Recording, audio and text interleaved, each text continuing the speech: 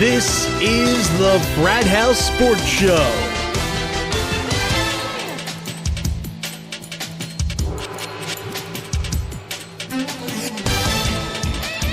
And now for this week's completely different and humorous perspective on everything sports, here's Frat House Mike and Sidekick. All righty, well, thank you very, very much for joining us again this week on our all-new Frat House Sports Show, coming to you here just a week before Thanksgiving. And hard to believe we're entering Week 12 of the NFL season. Where the hell is the time going, Sidekick? Of course, I'm asking the wrong person because, well, somebody had a birthday just recently, didn't they? Yes, they did. Yeah. Where the hell is the time going there? I'm a man. I'm 40. Well, I had mentioning how time has moved on. Well, hey, it seems like we've been doing this every week. We wrapped up another sports season last weekend, and that was the very, very long NASCAR season. And let's, well, just for fun, let's take one last look at how things concluded there. The final race of the season took place on Sunday down at Homestead Miami Speedway. And it's the only race of the entire season, Sidekick, where most of the time nobody really cares about the race winner. But listen, We're going to show a little love to Denny Hamlin, who started 5th in the race and won his first race of the season on the final day of the season, and actually led 72 of the laps. But the laps leader of the race was, with 144, was Matt Kenseth, who entered the race in second place in the chase standings, just 28 points behind the chase leader, Jimmy Johnson. So one would have to say that Kenseth certainly did everything he possibly could do to pull the upset. And taking a look at that final chase leaderboard, Jimmy Johnson, who came in ninth, ultimately came in ninth at Homestead Miami, did end up at the top of the standings, 19 points, only 19 points now ahead of Kenseth. It's, in my opinion, it's truly hard to criticize Johnson for just being that dominant driver this season. 6 wins, 16 top 5s, 24 top 10s, only one DNF, did not finish. Only Kenseth had more wins with 7. But it's that consistency issue that you bring up and have consistently brought up year after year after year. Interestingly enough, though, Sidekick, we didn't see the mid-pack strategy that you and I had kind of talked about. Which was actually nice. Yeah, it was. Johnson actually raced. Yeah, exactly. So, you know. And one of the things I kind of wanted to bring up to you, and I was going to ask you about, because there you can see the leaderboard, was whether Kenseth's 144 lap lead that he pulled out, did that in fact keep the pressure on Johnson to make this a race? I think so, yeah. And so therefore he really had to continue to stay competitive for a lot longer than what we had ever even anticipated. Right. Right. Yeah, okay. because he, you know, Kenseth was dominant in that race. Right. You know, so I think Johnson had to, you know, keep up with him. He still, even, you know, if Kenseth had won, that would have been 5 more points. Mm-hmm. So he'd been 14 points. Right. You know, so basically 14 positions farther back, Johnson could have been, you know, and tied for the season. So, but he, you know, felt that he needed to be up there, and he finished 9th. Yep. So, you know, to make sure that there wasn't any room. Possibility, right. Exactly. No wiggle room whatsoever. Exactly. We're going to make sure that we've nailed this thing down. All right, and so there you have it, a couple of congratulations we have to extend here from the Frat House. The first to Jimmy Johnson for his 6th championship in the past 8 seasons, as he approaches the 7-time records of Richard Petty and Dale Earnhardt, and I can almost expect that he's going to be coming out next season gunning for that. He's going to want to get that out of the way, get that conversation out of the way. Yep. But we have a second congratulations with regard to NASCAR, and that has to go to our own Sidekick, who won our Frat House Sports NASCAR Fantasy League for the 3rd straight season in a row, and has become our new hated Jimmy Johnson of the Frat House Sports House right here.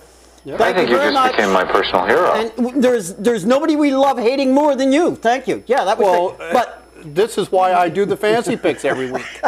This is why. But I got to bring up, this one was close. I mean, take a look at this. Well, actually, this was interesting because, unfortunately, Kimber Sue, unfortunately, could not get her roster in, so she actually wound up running her roster from last week before. That's how I actually did win. Right. It was kind of on a fluke. I shouldn't have won. But I do feel her pain, though, because with my second team, there was 2 weeks in a row where I goofed and I forgot to set it. Right. And, because, actually Sidekick was led most of the season. And I was mired all the way back down here somewhere. But I mean, three times in a row. But you won it by 2 points. Closest one, yeah. And then Uncle Mark came in 12 points behind that in third, being a newbie himself to the fantasy league. And, I came in. Well, and he's pretty good because when he filled in for me, he had good plays. No, he did. So he knows. So we're looking at him to knock you off next year. He's got to be Matt Kenseth. That's what we're looking at. Or even Kimber Sue. I mean, there you go. All right. Shout outs to everybody that participated. What a lot of fun it was and always is right here at Frat House Sports. And these are the kinds of things we're going to be getting into. There's going to be a lot of different fantasy type games coming up as we continue to go forward. Keep your eye on our Facebook page. That's where you want to be looking. All right. But before we get off, one last NASCAR story for the season, and then we're probably done until next season. You got it. In the ongoing saga with Donovan McNabb and NASCAR. Like he knows anything at all about that. Kevin Harvick this week tweeted out, cardio day in the gym today felt like at Donovan J. McNabb in the fourth quarter, #sluggish. So he got his little dig in against Donovan. McNabb had a great comeback, though. Yeah, really funny. Yeah. Yeah. There you go. Class act. There you go. Yeah, real class act. All right, well, as Sidekick just brought up, there you have it. We're going to take a break, 13-week break from talking NASCAR, but you can bet we'll be coming right back at it right before the opening of the Daytona 500 on February 23rd. Yeah, it's not all that far away. It's only 13 weeks. And I'll be there. Yeah, I can't wait. Oh, yeah, that's right. You're going to be. You're going to actually be. I'm crossing that off my We'll have an bucket list. on-the-scene reporter coming to us. Probably Skyping with us. We'll have to figure that one out. Yep. All right. Let's move it over to a sport that is not wrapping up. In fact, it's only about a quarter of the way through. We introduced our new and regular NHL segment last week, and we're bringing that back again this week. But now it's sponsored by our friends down in the Baltimore region at Herb FM Sports Radio, asking you to give them a listen. You'll hear our weekly audio versions of our Frat House Sports shows right here, along with all their other live sports broadcasts they do from the Baltimore region and other original podcast productions that they do. So you can find them on the internet at herbfm.com. But let's get to our hat trick segment with our own Uncle Mark. What do you got for us this week, Mark? Well, I'll tell you what. Here, I want to bring up something in hockey that kind of grinds my gears, and I want to get your take on it, too. This year, thus far, we've seen the shootout. The shootout is how we finally handle tie games, okay? This has been instituted since the 05-06 season. That was the last time the league returned from a lockout.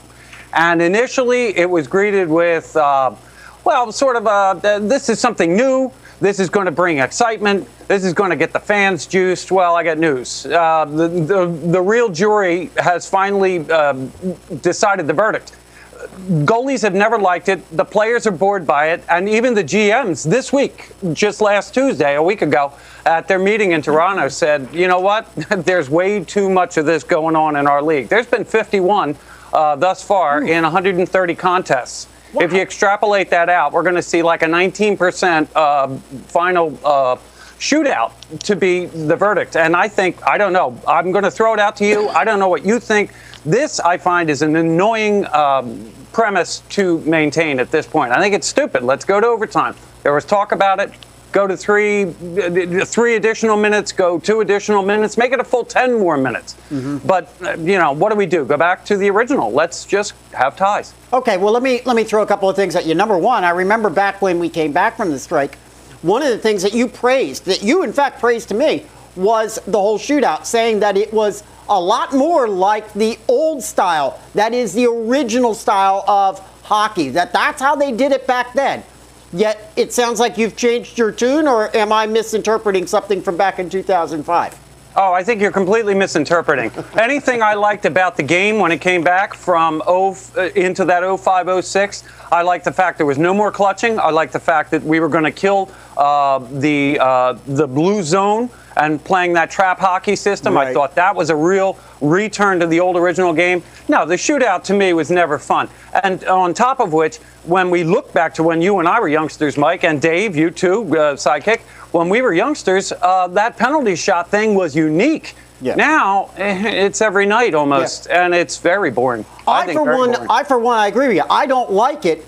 But let me ask you again. I mean, you're talking about, okay, our option would be to extend perhaps overtime, perhaps maybe go to a 10-minute period. What happens when we get past that 10-minute period and we're now still tied?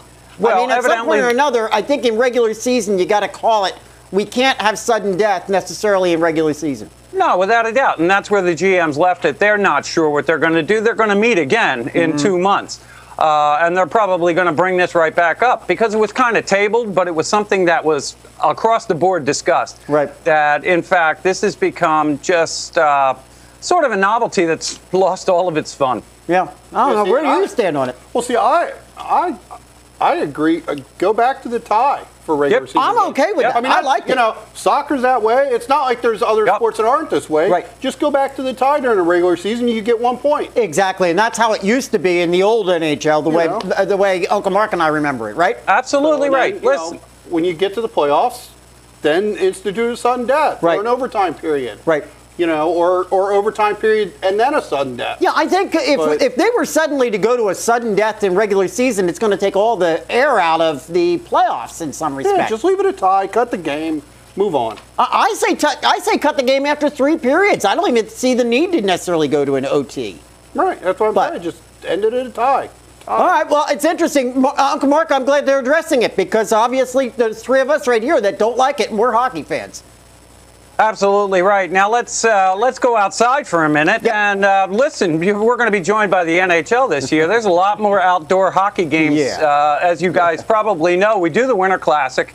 The Canadian version has been the Heritage Classic. That originally started this whole thing back in 03. Edmonton and Montreal laced them up, and they played outdoors, and it was a benefit game, and boy, it took off. It just gangbusters. Well, in 08, we started doing it down here, and we've had a Winter Classic with every consecutive year, apart from last year, of course, because there was a lockout, and we couldn't have a Winter Classic. But we are going to have one again this year. And, well, for you, Mike, it's going to be the big chill in the big house because we're going to Ann Arbor, Michigan, and we're going to be playing where your favorite college team is playing. Additionally, now that's going to be 2 of the games, and then you've got your stadium series. That's going to be an additional 4 games added to the outdoor venue. And I'm going to throw one more in there. How about the 2 weeks we spend in Sochi, Russia, with the Olympics? I think this is really, really good. Okay, on the other side of the shootout, which I think is bad, I think this is really, really great exposure for the NHL, for hockey in general. I don't see a downside to all these outdoor games. I don't see a downside to the Sochi Olympics. I really don't see a downside for the sport in 2014 just because of all of this good exposure. I don't know. What do you all think? I think hockey's taken a nice step this year. I'm going to tell you, I remember when this first came out, and I had Russ Cohen on one of the programs that I was doing at that time, who wrote the book on the recent release book on the Winter Classic. And I, for one, am completely opposed to it. I think it's diluting the whole concept. And I really think that what made it unique and such a draw was the fact that it was special. And now by throwing in all these extra games in there, I think what we're starting to do is we're diluting it. I don't know. Where do you come down? No, I agree with you. I don't like the 4 games. I could see maybe adding another game and maybe having potentially 2 games in the U.S. Right. To the Winter Classic and some other specialty game maybe, like maybe a Hall of Famer game or something like that. But, 4 games, now you're talking about adding the Winter Olympics in and Canada, and, it starts to lose its appeal. Yeah. Or its special. It's luster. It's luster, yeah. You know what I mean? Because now okay, this year we got 5 games or 6 games. Next year, hey, this is so great, Mike. We're making so much money. Yeah. Let's make it 6 games. Exactly. I think, Mark, in some respects, what we're saying is it's going to lose its appeal, and after a while, it's just going to be it's just another humdrum game, and that's what I'm concerned about that the NHL might be doing with it.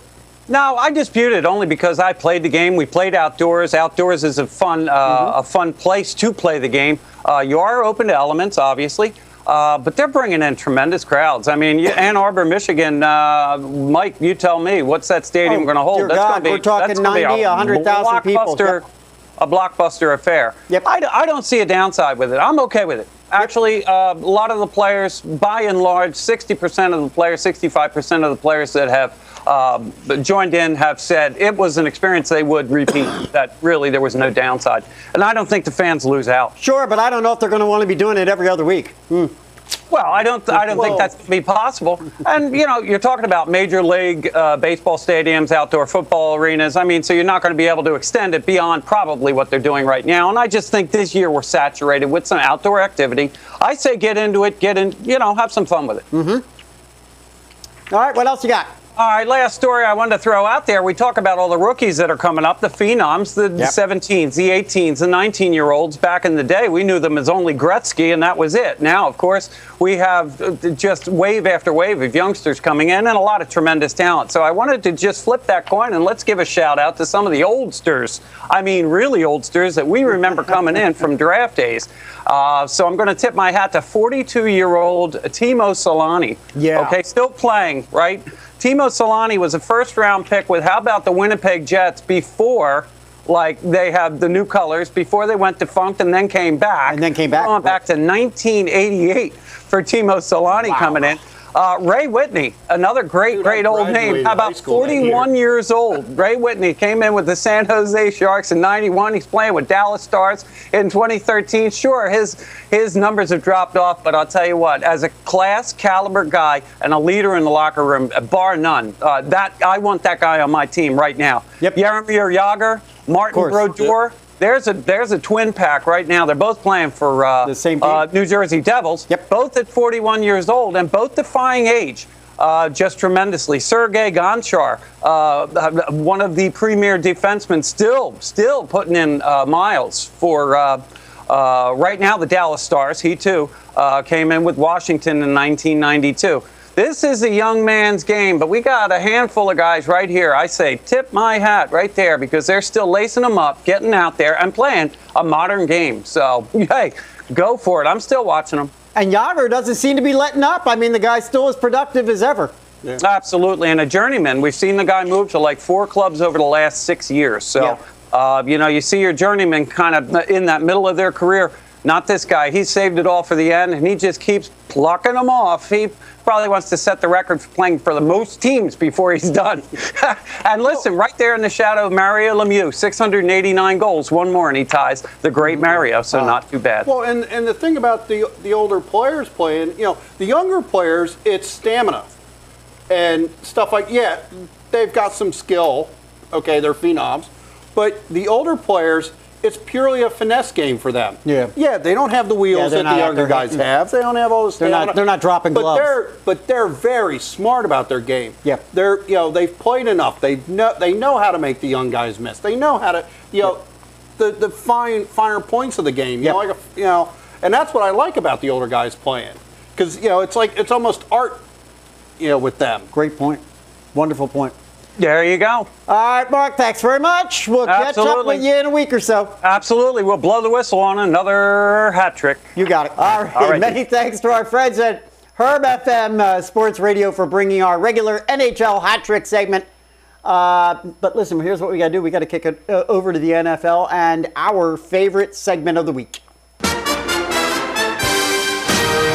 And now, 4 minutes of football. Alrighty, on Monday night, the Carolina Panthers pulled off a win against the New England Patriots 24-20 and handed the Pats their third loss of the season. But the question is, did they really? The game ended on an end zone interception thrown by Tom Brady from the 18-yard line with just 3 seconds remaining on the clock. However, there was a yellow hanky on the field as it appeared that the intended target, Rob Gronkowski, was held by Luke Kuechly. Since games cannot end on a defensive foul, the Pats, well, they would have themselves another shot into the end zone, except this time only closer. That wasn't happening either. The referee picked up the flag, and then came the announcement that the throw was uncatchable. I got to be honest, even I was anticipating the call, but the explanation also at the same time seemed somewhat realistic as well, since Gronk appeared to be a good number of feet, at least 7 feet or so behind the play. It's a judgment call to be determined, and when there's a guy there and it appears that he might not have been able to make the catch, even if he hadn't been unencumbered, I understood it. The play has continued to raise eyebrows, Sidekick, and some furor. I ask you, was the right call made? And we're still debating it. Well, does someone need a tissue for their issue? Come on. I mean, not I, but you're okay with it. It was a judgment call. Yeah, it is a judgment call. That for sure. And it was too close to call, because one of the other things that came out was it almost happened. They both almost happened. The interception and the impeding of Gronkowski happened almost at the same time, simultaneous. So, it's a tough call. It is a tough call. Yeah. But. All right, you got one for us? I do. Yes. So, this week we heard about the one-game suspension of one linebacker, Eric Walden, for his helmet to no helmet, hit on Titans tight end Delanie Walker. Yeah. We talk a lot about concussions and, ticky-tack penalties and stuff like that. Yep. But isn't this egregious? I mean, this needs to be addressed. Oh, absolutely. I mean, you can't go and call a guy for a hit to the head when a guy's coming up and hitting a guy defenselessly after the play is over. And make no mistake. Plus, he was the one that was responsible for ripping the helmet off of Walker's head to begin with. Right. So, no, absolutely, I can completely concur with that. Do you think it should have been more? I do, actually. Really? Yeah. More than one game? Yeah. Interesting. All right, well, let's keep talking hits for a moment. How about San Francisco 49ers' Ahmad Brooks ultimately fined for his late-game hit on New Orleans Saints QB Drew Brees? The NFL ruled it constituted a hit to the head, and referees on the ground saw it that way as well, as they flagged him right on the spot. However, it raised, again, the questions about hitting high, hitting low, hell, not hitting at all. Many argued that Brees, due to his short stature, is more prone to these types of calls, that another QB who might be 4, 5, 6 inches taller may not get that call. ESPN analyst Ray Lewis, well, he passionately weighed in on this specific case, backing up Brooks in a symbol of fraternity and principle, and promised Brooks that if fined, Lewis would pay half of Brooks' fine. Today, Lewis would be, or could be, nearly $7,900 lighter. Apparently, Teddy Bruschi also committed $5,200. We discussed this hit right here on Sunday from the Frat House. And the questions I've got for you are this. Number one, was it a good hit enhanced by Brees' stature? That's number one. In other words, was it really just a good hit, but because of Brees' size, it looked bad? And two, should others be paying fines for players, particularly folks that are, say, former athletes who are now in media and what have you, like Lewis and Bruschi? Well, first, I'm going to address the second point. Go ahead. And then I'll go back to the first point real quick since we're off time. Right. Ray Lewis, the NFL has come out and said that no one can help subsidize Good for them. fines levied against players. Good for them. And also, the players come out and said that he's not going to accept money. Right. That he was going to appeal the fine. Okay. Now, as far as the hit goes, and the argument of stature of quarterbacks, when you throw a hit, you should be in control when you're throwing a hit. Mm-hmm. If you're argument is, well, some quarterbacks are higher and some are lower, then you're obviously not controlling your tackle. Okay. So, right. You have to take into effect whether, what you're hitting, control. Also, if you look at it, his bicep clearly goes around Breeze's neck. Yeah. Now, granted, it hits low on the pad and then slides up, but it still is a head hit. Eventually, he may not have meant to go there, but the force drew the arm up around, and so I agree with the fine. Okay, you're making me see the other side, because I, for one, was coming down the other direction. But that's but. I mean, I do agree with you. I mean, it didn't look like a hit to the head to me. I mean, that's all I'm saying. But right. But if you look at it in slow motion now, you can see where the arm definitely slides up. Gotcha. So I think they got that one right. But yes, I agree that the hits are some of them are just silly. Well, it goes back to the judgment call thing that we were talking about before. All right. Good grouping of games for our picks of the week here for Week 12. As matchups begin to become a little more compelling as playoff possibilities starting to loom. And our picks this week, as always, brought to you by our friends Carl and Jim over at CLW83.com. Be sure to get over there, check out their network. Thanks, guys, for supporting us here at the Frat House Sports Show. All right, let's take a look at that first one, and that's the Carolina Panthers at the Miami Dolphins. That's a 1 p.m. game on Sunday. And I might even be in a position now to have to admit that the Carolina Panthers are for real, sitting just one game behind the NFC South leading New Orleans Saints. Excuse me. As stated before, the Panthers beat the Patriots, albeit perhaps controversially, Monday night 24-20. Cam Newton was flinging the ball all around the field, seemingly at will, grabbing up 3 TDs and a 125.4 QB rating. While also being the team's leading rusher with 62 yards on the ground. Fact is, Cam is the team's ground game. But he's got all those receivers involved, Smith, LaFell, Olsen, Ginn. Carolina's often talked about defense is currently ranked number 2 in the league.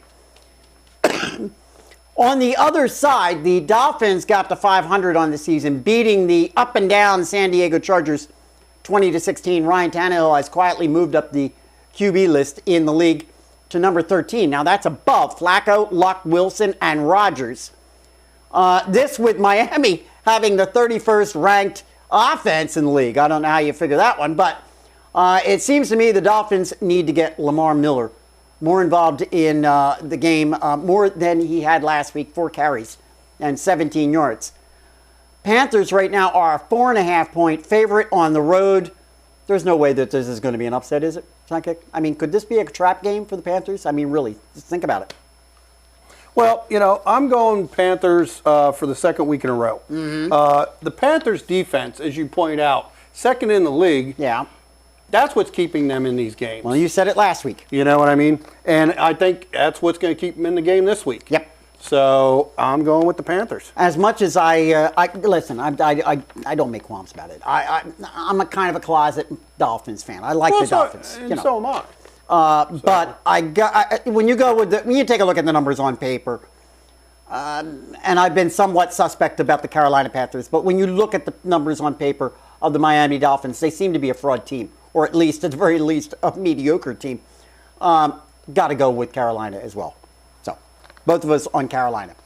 All right, let's go take a look at the Indianapolis Colts at the Arizona Cardinals. Yeah, this one's on our list. 4:05 p.m. on Sunday.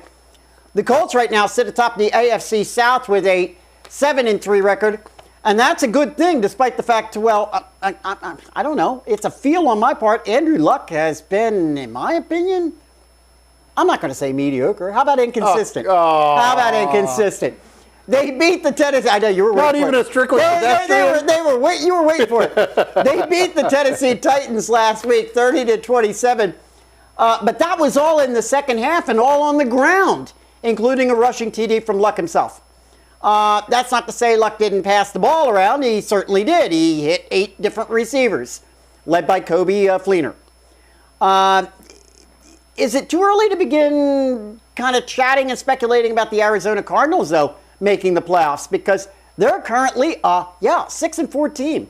They took care of the Jaguars last week with Carson Palmer. Did you hear me? I said Carson Palmer ending up with 119.0 QB rating and throwing for 419 yards. Where'd this guy come from? How about this one? Oh, my goodness. The Cardinals are a 2-point favorite against the Colts. Huh? What do you got?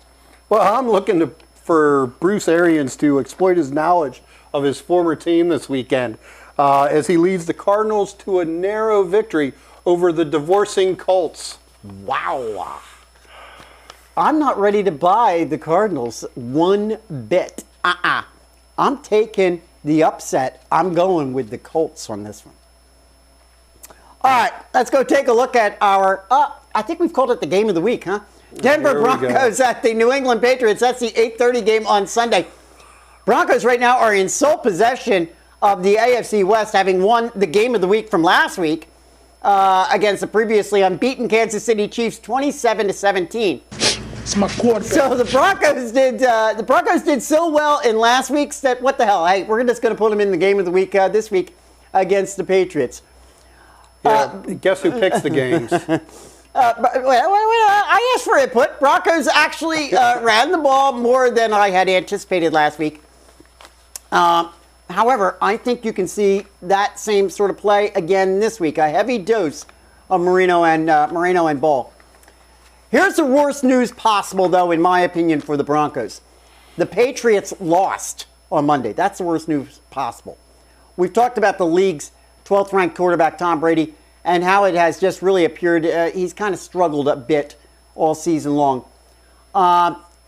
It certainly doesn't help when you're getting sacked 3 times a game. This game is in New England, and coming off a loss sounds like all the right ingredients for the Patriots.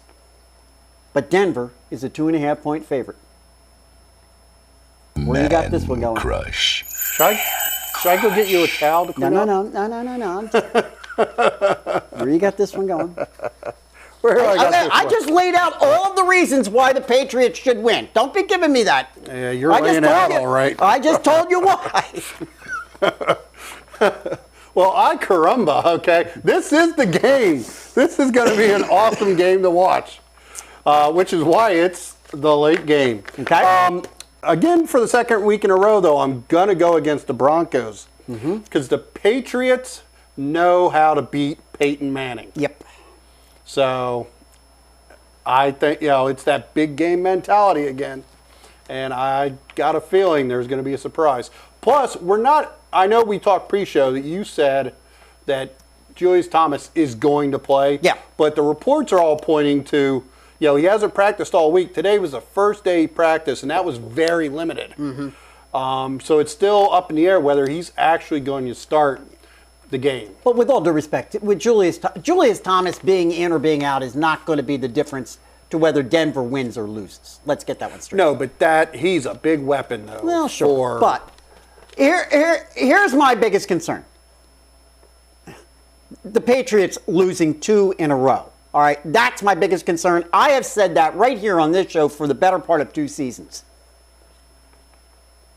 But having said that, I don't like the line. I would think that the line would be going the other way if, in fact, everybody else was worried about that. Nonetheless, this line is in favor of the Broncos. I'm going with the Broncos on this one. Well, you do that. I'm going to. You knew I was going to. That's a violation. I had to make this interesting. It's not actually interesting because we know where you're going. Let's go take a look at the 4th game, and that's the Dallas Cowboys at the New York Giants. That's the 4:25 game on Sunday. The 5-5 Cowboys are coming off of a bye and hoping to take advantage of the NFC East leading Eagles being on their bye just to stay even in this mediocre division. For everyone out there who wants to rip Tony Romo, loves ripping him, let me just bring you some facts. He's currently the 9th ranked quarterback in the league with only ones like RG3, Drew Brees, Peyton Manning ahead of him. He's only thrown 6 interceptions compared to 21 touchdowns this season. And that's despite all the turnover talk and that he constantly has to take. Don't look now, but here come the Giants. Winners of 4 in a row after beating the Rogerless Packers last weekend, 27-13. But if they're going to make a late season run, as they have so many times in the past, they're going to have to do it in the air. And Eli Manning is going to have to be damn near perfect throughout. There is no ground game whatsoever coming from the Giants. So it's all going to have to be done from Eli's arm. I've been waiting for this line to move all week, but it just hasn't. And I'm sitting here scratching my head, Sidekick, as the Giants are a 2.5-point favorite. What do you make of this one? Well, this is my bomb diggity bomb, sponsored by CLW83, CLW83.com. There you go. And the reason for that, it could have been the previous game that we talked about, but it's this game because I think this is going to be it's Jim Ross, the great wrestling announcer, would say, this is going to be a slobber knocker. I mean, because this is divisional. The Cowboys were on bye last week. And they seem to be losing a little bit of momentum, whereas the Giants seem to be gaining that momentum. Yep. And this is going to be a big game for both teams to see, okay, can the Giants regain it and go on, can the Cowboys regain their momentum and keep going before Tony Romo just implodes in December? Because we are at the middle to the end of November, right? And it's coming, right? Or can the Giants steal this away from the Cowboys and go on their 5th win and make a run for the playoffs? So I'm going with the Giants on this one. How about that? I can't. Not this year. Got to go with Dallas on this. I think that Dallas is feeling the heat. I think they're feeling the heat from their fan base, and I think they're feeling the heat from the unexpected Philadelphia Eagles. And I think that they're going to come out, particularly coming off the bye, they're going to come out and they're going to say, hey, we got to win this one. We got to stay even with that team. Last game of the season for the Dallas Cowboys comes down between the Cowboys and the Philadelphia Eagles. That's where they want to take this one. I think we were only comment on one of them. I think all the others were different. There we go. All right, listen, before we leave football, let's get over to our Frat House Sports Facebook post of the week, which was the post that I put up showing LaShawn McCoy tearing a Washington Redskins banner out of the hands of fans that showed up at the Lincoln Financial Field, which is the Eagles' home field. Great stuff, and it got the most activity. And listen, well, hey, we're asking all of you, keep that sort of stuff coming. Keep the activity coming, make the comments on it, and get your friends to like our Facebook page. We're picking up new people every single week recently. It's good stuff, good stuff. All right, before we get out of here, let's go take a look real quick at our Frat House Sports Fantasy Football League. Well, I worked my way back up into the 8th spot, the final spot in the playoffs. There you are, sitting pretty. Playoffs? Don't talk about pretty at playoffs. You kidding me? Playoffs? You'll clinch. You're going to clinch. You're going to clinch playoff spot. Would that be your first time in France? Will it or no? No, second time in the playoffs. Second time. Okay. The first season I went in as the 8th seed and exited right away. Okay. Last year I missed. Right.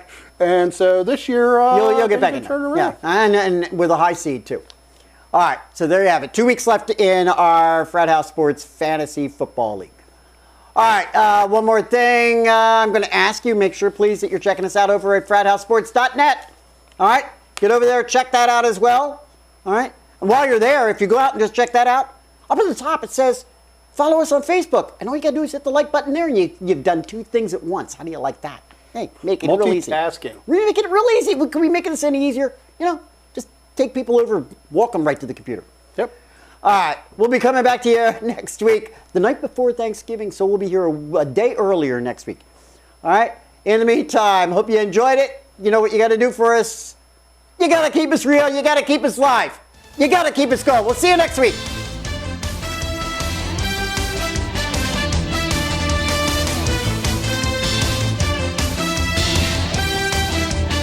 Create more work for Mike because I just sit back there in my boxers and don't do anything.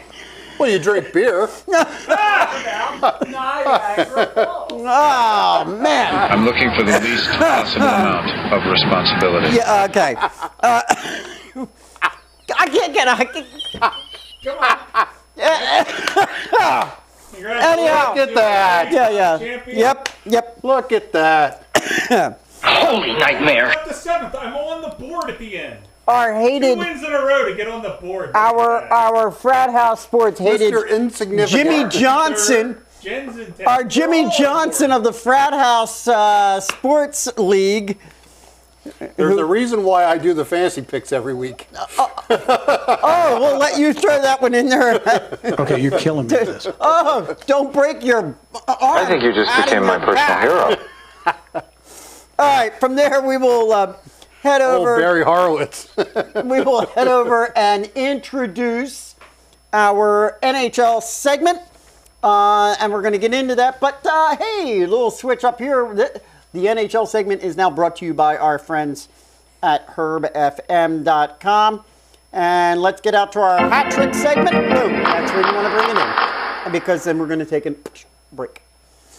Okay, and then when we come back, many thanks. We'll come back on that one. Many thanks to our friends at Herb FM for bringing our regular NHL Hat-Trick segment.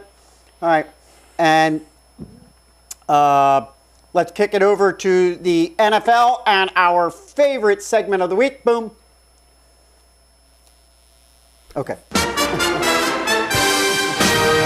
And now, 4 minutes of flipping football. 4 minutes of football. 4 minutes waiting for 4 minutes of football.